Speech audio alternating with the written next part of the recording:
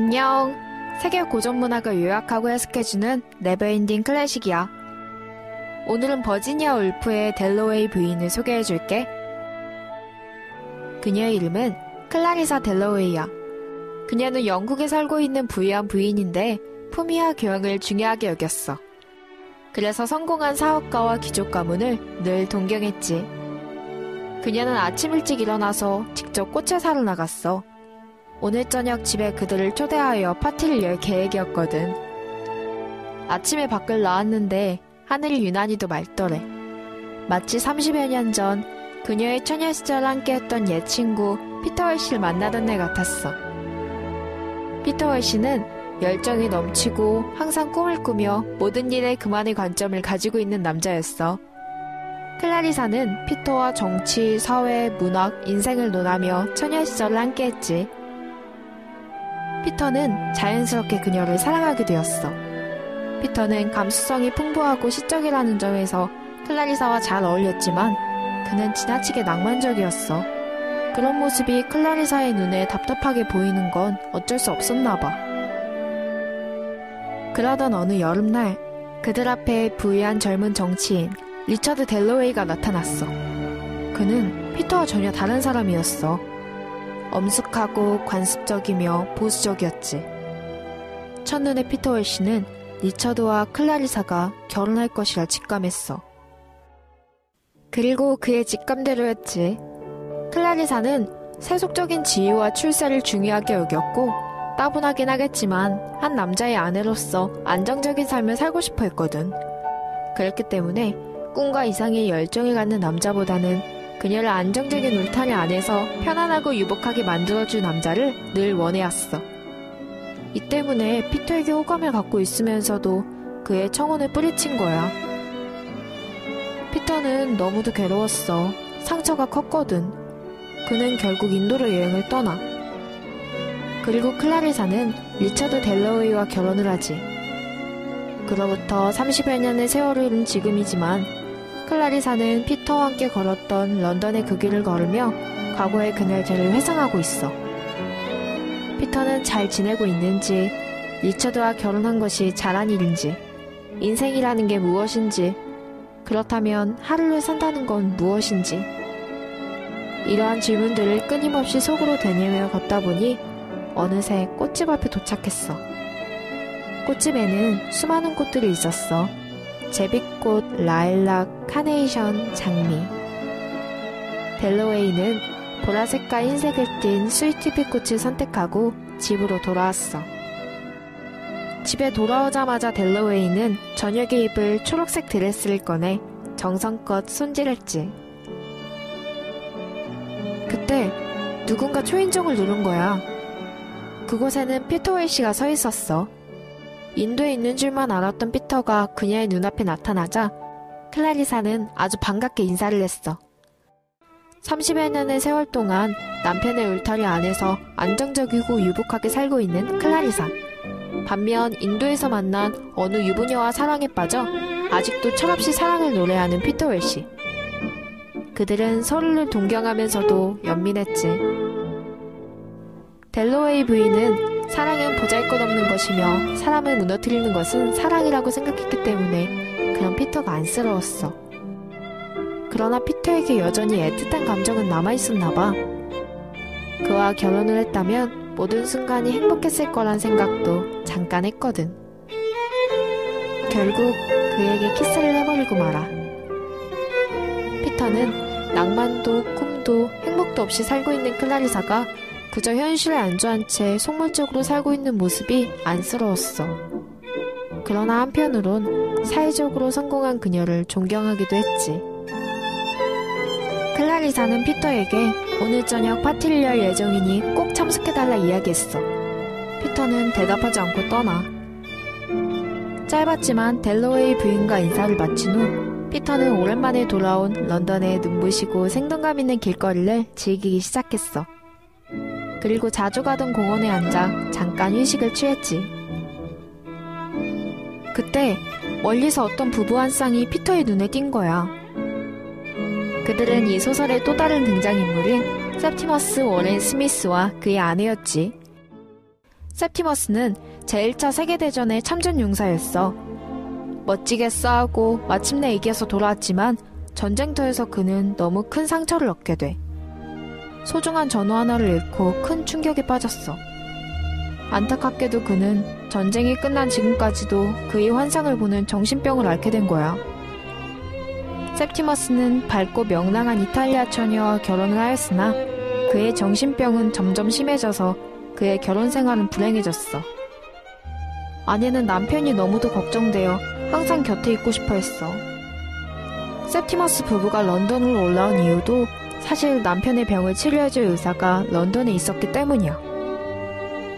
하지만 그의 병을 치료하려면 아내로부터 벗어나 혼자 있을 시간이 필요했어. 왜냐하면 septimus는 전쟁 후유증으로 모든 일에 흥미를 잃고 지독한 회의주의자가 되었는데 더욱이 무지하고 감정적인 아내가 아이를 갖자고 요구했을 때 그녀로부터 모든 정이 떨어졌기 때문이야. 그는 오직 죽음만이 그 모든 번뇌로부터 벗어날 수 있다 생각하고 있었어. 그는 유명한 의사 윌리엄 브래드쇼를 찾아갔어. 그는 정신과 의사인 동시에 델러웨이의 친구로 오늘 밤 그녀의 파티에 찾아갈 사람이기도 했지. 한편 septimus는 상담을 하면서도 여전히 그 순간들이 고통스러웠고 모든 것으로부터 벗어나고 싶었어. 하필 윌리엄 브래드쇼는 septimus에게 정신병원으로 격리되어야 한다고 진단해버렸지 뭐야. septimus는 정신병원에 가면 자신의 삶과 자유를 지킬 수 없다는 것을 알았어. 결국 그는 삶과 자유를 지키기 위해 2층 창문에서 뛰어내려 자살을 하고 말아. 마침내 저녁이 되었고 델러웨이의 파티는 시작됐어. 초대받은 수많은 사람들이 하나둘씩 그녀의 집에 모여들었어. 클라리사와 어린 시절 정말 친하게 지냈던 옛 친구 셀리 시턴, 전형적인 영국 상류층인 휴입 브래드를 포함해서 지위 높은 인사들, 심지어 영국의 수상까지 참석한 델러웨이 파티는 한마디로 성공적이었어. 그녀가 파티를 연 이유도 바로 그거야. 파티를 개최해서 사람들이 서로 어울리고 화합하는 모습을 보고 싶었던 거지. 그리고 그 중심에 서서 자신의 위치와 존재를 확인하며 만족감을 느끼고 싶었던 거야. 피터도 클라리사의 파티에 참석했어. 하지만 그의 눈에 파티는 속물적이고 세속적인 형식 그 자체였지. 파티에 참석한 사람들이 그저 허영심 가득한 사람들로밖에 안 보였거든. 하지만 델러웨이의 눈에 그들은 파티의 성공 여부를 판가름해주는 중요한 인물들이었어. 한편 파티에는 septimus의 자살로 충격에 빠진 의사 윌리엄 브래드쇼도 참석해 있었어. 그는 파티에서 진료했던 환자 하나가 자살한 이야기를 들려주었지. 클라리사는 그 이야기를 듣고 즐거운 파티 분위기가 저해된다고 기분이 나빴어. 하지만 그의 자살에 알 수 없는 공감을 했어. 가면을 쓰고 사람들과 인사하며 거짓과 허무맹랑한 공허함으로 점철된 이 세상에서 죽음이라는 방법으로 모든 것을 초월해버린 그의 삶에 동요된 거야. 클라리사는 자신의 삶을 돌아보게 되었지. 그녀는 안정적인 현실을 갈망하면서도 가식없는 진정한 자유를 원했어. 이러한 이중적인 모습이 그녀의 영혼을 구성하는 거였어. 그녀는 복잡한 생각들로 잠시 정신이 혼란스러웠지만 이내 정신을 차렸어. 그리고 파티에 참석해준 손님들에게 인사를 하며 미소를 되찾았지. 그리고 피터는 그런 델러웨이 부인을 느긋하게 바라보고 있었지. 그녀와 여유있게 이야기를 하고 싶었지만 클라리사는 많이 바빴어. 마침내 파티는 끝을 향해 갔어. 파티에 참석한 이들은 하나둘씩 집으로 돌아갔지. 피터도 집으로 돌아가려고 했어.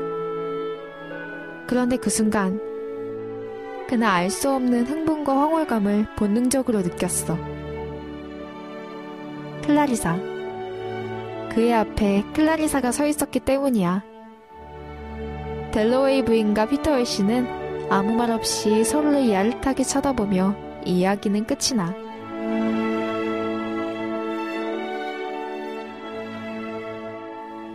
소설 델러웨이 부인이 오늘날까지 높게 평가받는 이유는 뭘까? 그건 이 소설이 근대소설 역사상 최초로 의식의 흐름 기법으로 전개된 기념비적인 작품이기 때문이야. 이전까지의 소설은 시간과 사건의 흐름에 따라 서술되었던 반면 버지니아 울프는 의식의 흐름이라는 과감하고 혁신적인 서술 방법을 사용해서 이 소설을 전개해 나갔어. 아침에 일어나 꽃을 사러 나가면서 시작된 하루는 파티를 끝내면서 마무리되지. 그러나 소설은 이런 단순한 사건이 중심이 아니라 그 하루 동안 그녀의 머릿속에서 스쳐갔던 사고의 발전에 무게를 둔 거야. 그게 바로 이 소설이 혁신적이라 평가받는 이유지. 이 작품이 쓰인 시기는 제1차 세계대전이 끝난 후 평화를 누리던 시기의 영국이야. 수많은 사람들이 행복과 평화를 즐겼지만 전쟁에 참전했던 수많은 젊은이들은 아직 그 상처를 치유받지 못한 채 방치되어 있었어. 이 소설은 바로 그 당시 시대상을 적나라하게 묘사해주고 있어. 파티를 열며 단조로운 삶에 활력을 넣으려 하지만 정작 그 파티는 자신을 위한 것이 아닌 관습적이고 형식적일 뿐이지. 한편 이 소설의 저자 버지니아 울프는 1882년 1월 25일 출생하여 1941년 3월 28일 눈을 감았어. 그녀는 여성의 지위가 보잘것없던 20세기 초 여성의 지위 확립과 경제적 자립을 위해 노력한 영국의 대표적인 페미니스트야. 영국 최상류층 집안에서 태어났지만 버지니아 울프는 우울증과 정신질환을 앓았는데 특히 어린 시절 의붓오빠들로부터 성적 학대를 받은 것이 그녀를 고통스럽게 했어. 버지니아 울프는 우울한 생활을 살다가 결국 자살로 생을 마감하게 돼. 버지니아 울프는 여성은 늘 운명의 존재였다. 1000권의 책을 읽어라. 그럼 너의 생각이 강처럼 흘러나올 것이니. 책은 영혼의 거울을 나와 같은 말을 남겼어. 한 손에 들어오는 작은 책을 펼치는 순간 그 속에서 무한한 하나의 세계가 열리게 되는 거야. 한 쪽씩 책장을 넘길 때마다 우리는 주인공들과 함께 모험을 떠나는 거지. 즐거움과 슬픔, 고뇌를 함께 하다 보면 어느새 우리 곁에는 멋진 친구 하나가 생겨나. 오늘 같은 경우에는 클라리사라는 친구가 생겨나겠지? 앞으로 나와 함께 더 많은 친구들을 사귀고 싶으면 구독과 좋아요 눌러줘. 그럼 안녕.